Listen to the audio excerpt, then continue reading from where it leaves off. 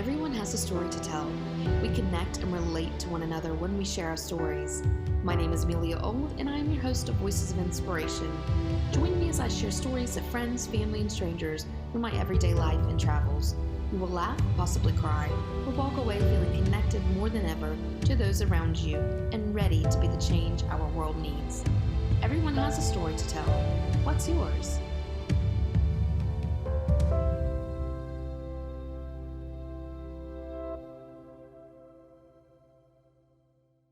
Mandy, thank you so much for joining me today on this episode of Voices of Inspiration. I really appreciate you taking your time to be with me.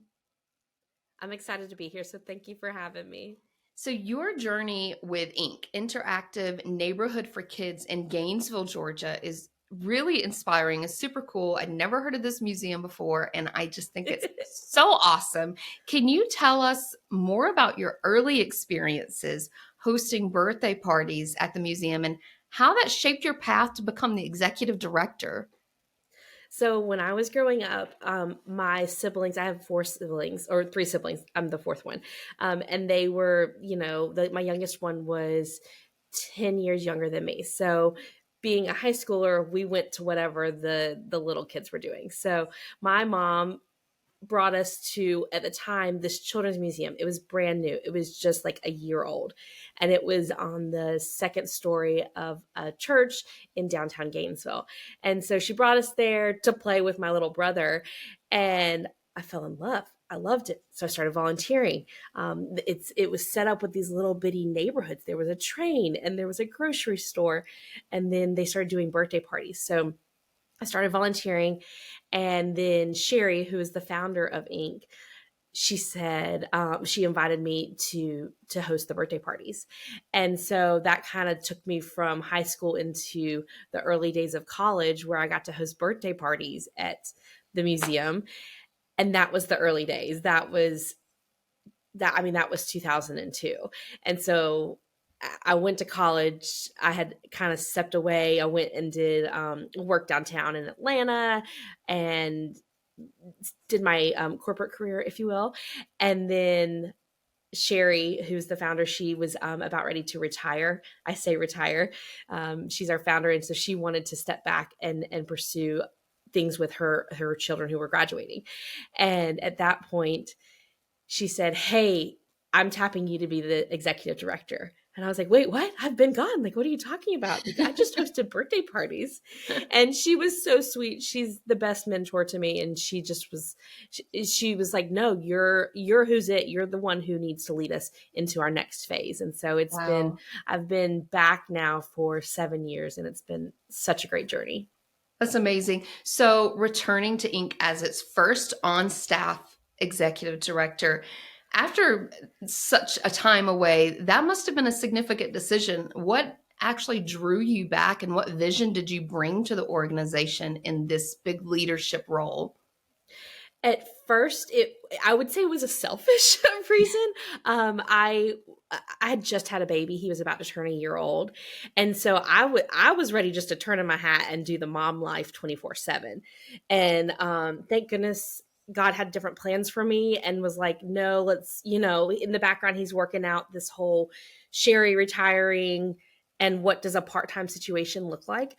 And at the same time, being a nonprofit, this was the first time they had a paid executive director. And so it was really a learning thing for all of us to say, okay, what does that look like from a financial commitment from Inc.? What does that look like from me also doing motherhood? And so it was this beautiful partnership of them saying, okay, come on, you're here 3 days a week, run the museum, carry the vision. At my heart, I'm creative. That's just who I am. I love to create, come up with new things. I say I'm a professional kid at heart because I love kids. I love to see them be inspired and truly develop their full potential. And so it's been I would say it's a perfect marriage, being back at Inc. and helping us get to where we are today. We've weathered a lot as these last 7 years, as you do with a pandemic and different things that have happened just in our environment there at the museum. And it's been truly great.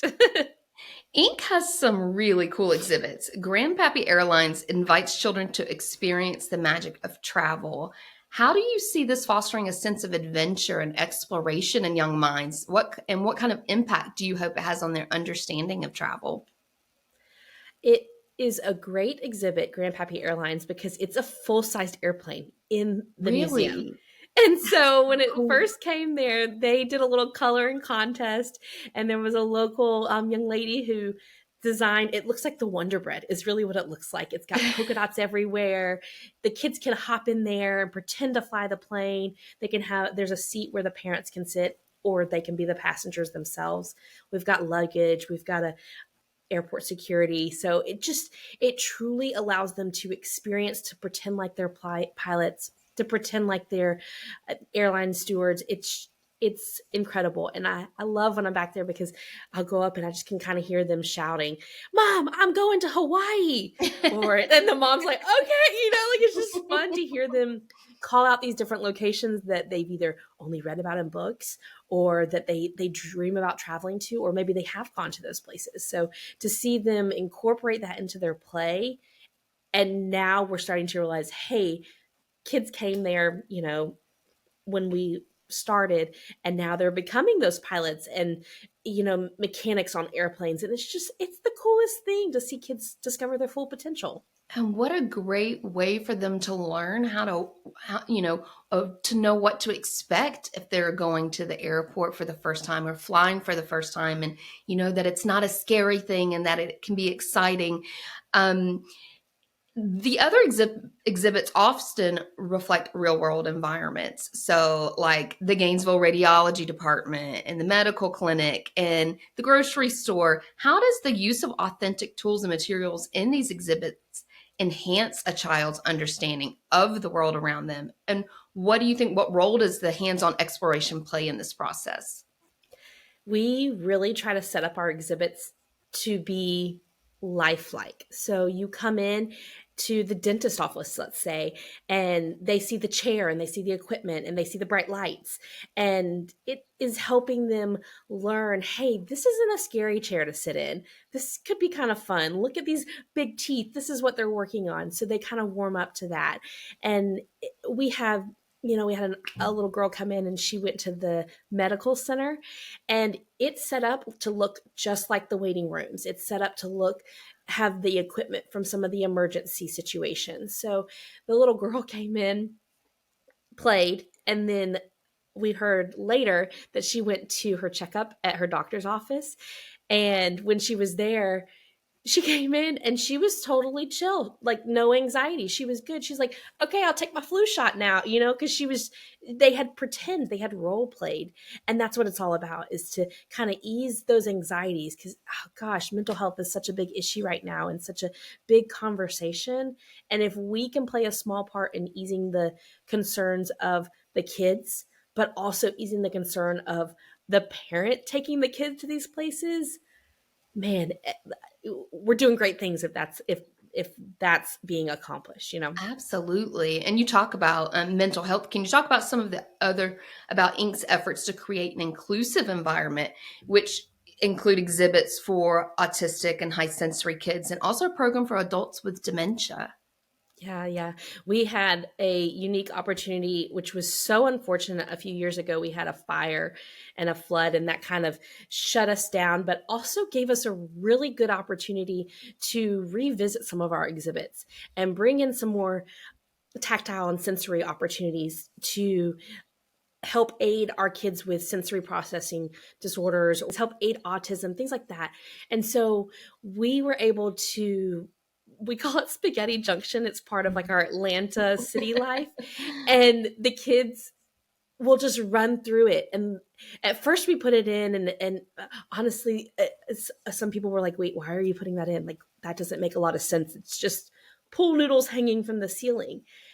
But it's not. This area is pool noodles hanging from the ceiling, but the kids run through it and they can see and they can touch it. They can feel, they listen to the sounds, and it's just like pressure. It's just a beautiful thing. We have other exhibits like we call it the Imagination Playground, and it's blue blocks that they can build into big structures and just make these really cool structures that inspire them and that they then bring in other kids. I'll tell you, my son loves that area. He thinks it's the coolest thing, and he'll get lost in there in terms of just spending his entire 2 hours playing and building structures. He builds houses and restaurants, and then he invites the other kids to come in and play. And so it not only are they learning to build things and use their minds, but they're working on those social aspects as well. And that's truly helping them be better community members. That's so awesome. Can you share a particularly heartwarming or impactful story that demonstrates the positive influence ink has had on a child's life? On a child's life? Absolutely. We have this one family, they joined as a member, so you can be a member of Ink.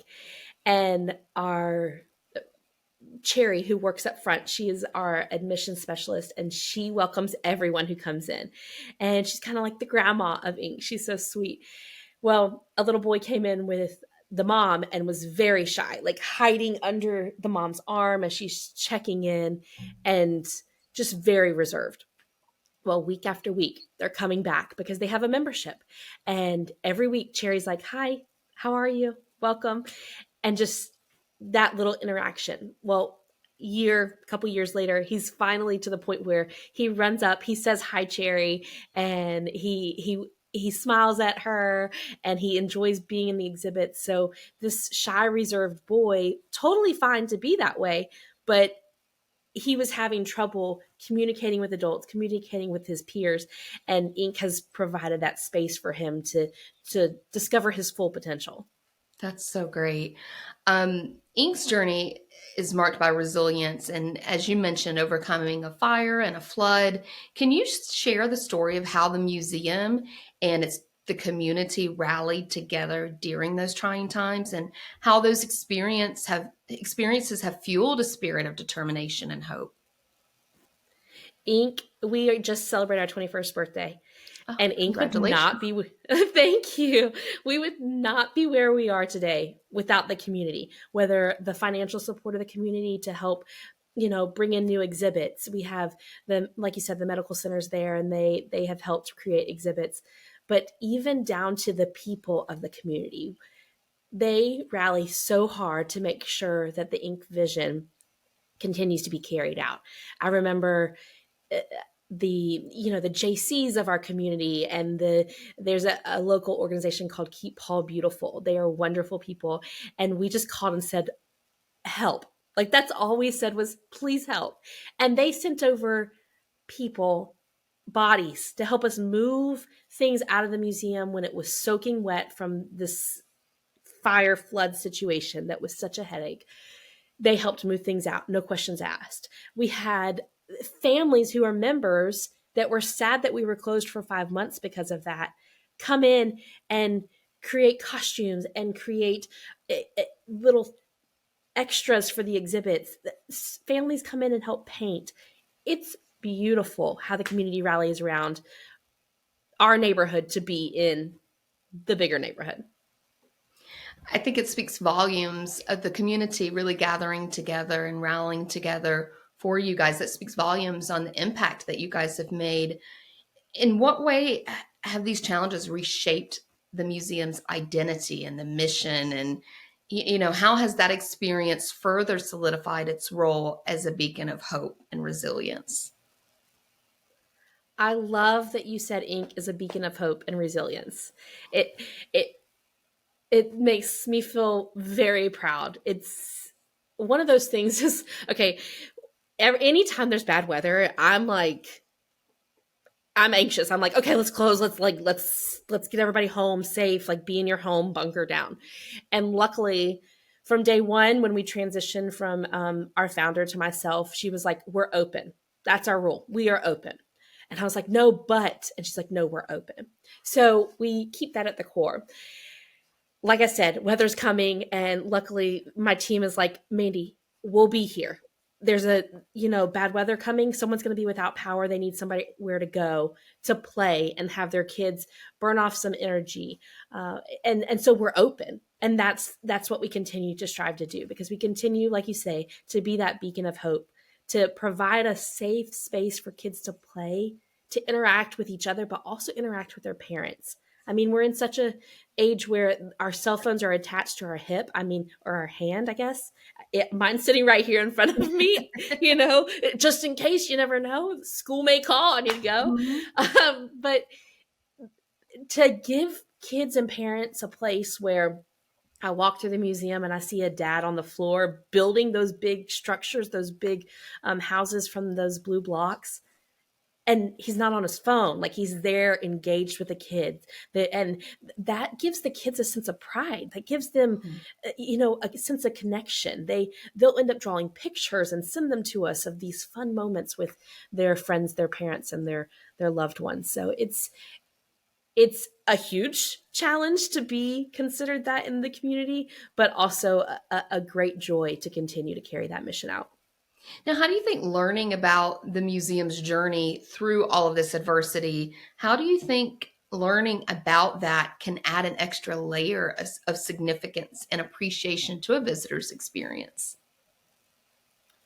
I think they can see where we came from and how far we've come. We also recognize that the kids of today are not the same learners that they were in 2002 when we started. So we have some great exhibits like our train and the grocery store that were there from day one. But think about a grocery store back in 2002 and think about it now. Completely different experiences. We're having to rethink how kids interact. And There's so self-checkout now. Yes, self-checkout. Think about a few years ago when it was the pandemic and there were, the sneeze guard things, situations up. And so we put up plexiglass in the grocery store so that the kids could realize, oh, that's normal. That's what we're doing right now. That's how we go to the grocery store, things like that. So we try to keep it very real world for them so that they can become comfortable. I think that's so important because it does make them comfortable and understand that something, even though things are changing in the world, it doesn't have to be scary. It's just part of the world right now. I think that is so important. So, as you know, travel is a big focus of this podcast, and Gainesville has its own unique charm.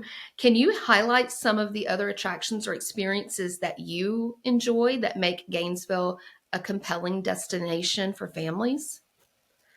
I'll tell you what, Gainesville is an incredible place to visit and play. So where we currently are located is right near the highway, but we're right next to the Midland area. So if you're in the front area of our entrance, you can see the train tracks from where we are. And that's really fun for the kids. I see kids all the time just watching the trains go by. If you go across the train tracks, there's so much to explore. There's great local restaurants.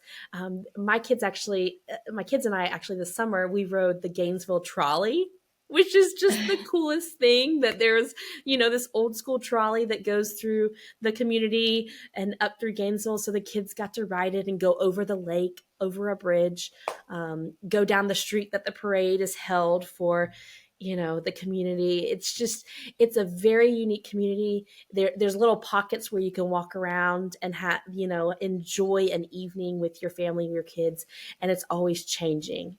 I'll also say that if you're coming to visit, definitely look. There's some great local, like North Metro eateries and things like that can give you good ideas of where to eat and take your families. It's an incredible place. And you guys aren't terribly far from Atlanta. So from those that are visiting Atlanta, this could easily be a day trip.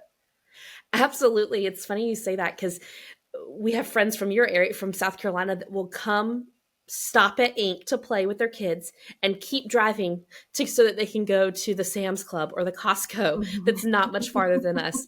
And so it's funny that they would drive a couple hours to do that, but we're a good stopping point. Even going the opposite way, coming from Atlanta and heading up to the mountains, again, people stop and they'll play for a few hours just to burn some energy. So going both ways down the highway, it's very convenient. It's a great location. That's a great idea, stopping for a couple of hours to burn some energy for those that have young children. Absolutely. So, traveling with kids can be a unique adventure. Are there any travel tips that you have based on your experiences with ink that could help families make the most of educational and recreational journeys? So novelty is key. You know, I see so much carrying little bags that have new activities. If you can also prepare your kids ahead of time, whether it's visiting ink and exploring and knowing what you're about to experience, but also books are great. Books, they can teach you of where you're about to head. You know, we took our family up to Washington DC because they were kind of learning about it at school, but we read books and we watched like a movie, like, you know, different history things. And getting up there, it was fun to compare to our current community. Like, how does Washington DC compare to Gainesville or Hall County? And so I'm a firm believer of getting your kids out there and experiencing as much as you can, because that's how they learn. They learn to do well with others. They learn to interact and hold the door open for their people coming behind them. So it's just, I say explore, get out there and play with your families. And the museum helps learn how to navigate some of those things. Absolutely. So Absolutely. your journey with ink is a testament to dedication. What advice would you give to young individuals who aspire to make a positive impact like you have in their communities? First of all, you're not alone. Find a good mentor, a group of mentors that can just encourage you, give you good advice. I had mentioned Sherry, our founder. She's an incredible mentor to me, and has given me life in terms of the words and just the support. So finding people that can encourage you, but also getting plugged in. Whether it's the community you work or the community that you live, getting plugged in. Whether it's, you know, they say vote with your dollars, go eat at local restaurants, go play at the local parks, and get to know people and just figure out how to get plugged in. Because when you're out and about, you don't have your phone attached to you, you're creative and you can kind of explore. And for me, I still feel very young. I have 3 kids, but I get a lot of creativity from them too. Like they kind of will spur stuff on, and it's encouraging them to get behind the mission of ink. Like my son, he's sweet. He was writing little business cards yesterday of the ink address and the phone number. He had found out what it is from Google, he asked. And so he was making these little business cards, 18 of them, so that he could give them to all of his friends at school. And so it's just fun that, you know, I love the entrepreneur of things. And so seeing that kind of spur on in that younger generation, and just finding creativity wherever you can, and seeking mentors or wise counsel for different decisions. I love that. My daughter, she's almost 4. My youngest daughter's almost 14 now. And she, especially when she was a little bit younger, would do the same thing of just come up with these random business ideas. And I don't think when you and I were younger, that was necessarily, you know, at the forefront of our minds, was creating businesses. And so it definitely shows how things have changed and evolved over time. As a nonprofit organization, you know, obviously we've talked about community support is vital. How can individuals locally and also from afar contribute to Inc.'s mission and help ensure that the museum continues to inspire generations to come? Absolutely. We would love if you or any of your listeners feel like Inc., wow, needs to keep going, needs to continue to inspire the next generation of learners. Vote with your dollars. You know, donating to Inc. is a great way to see a long-term return on your investment. You're helping by giving to Inc. You're helping make sure that kids are learning how to be pilots so that they can travel to places. You're helping fund these opportunities that kids are learning not to be scared in their communities and to enjoy life to the fullest. So I encourage you to donate. If you are with a company, I encourage you to seek out ways to do corporate sponsorships, or even if you're like, Mandy, it doesn't sound like you have, an XYZ exhibit, maybe a car manufacturer. Come on, let's talk. Let's figure out how we can get that in there. I think about right now how I just spent a lot of time in like the touring hospitals and figuring out, nursing, that's a big shortage, and it will be in the next few years, and seeing how we can try to help from a kid's standpoint of 5-year-olds learning, oh, nursing is a career, nursing is how we can help, things like that. Those, we're helping give the skills to your future employees. So if you're a company listening to this, I strongly encourage you to reach out, and let's figure out how we can start arming those little kids, or even just the parents who come and play with them, education on your companies. You guys definitely have something incredibly unique and special. Now, I ask every guest this that comes on the show, do you have a favorite quote or any words of wisdom that you would like to leave behind with our listeners? If it ain't neon, it shouldn't be on. So you will come into the museum and you will see color everywhere. We were actually just redoing stuff and repainting, and everybody was like, wait, this color doesn't match this color, and this blue is not the same as this blue. And it's because color is life. Neon, like, just rock it out. If it ain't neon, it shouldn't be on. I love that. Well, thank you so much for joining me today. Again, I really appreciate you taking the time to be here and just sharing this really cool, special place that you have in Gainesville. I really can't wait to see what happens with you guys over the years to come, and how you expand and grow over time. I'm really excited to watch that happen, and I can't wait to visit. Well, thank you. Anytime you're around, come ask for a tour, and you're always welcome at Inc. Thank you.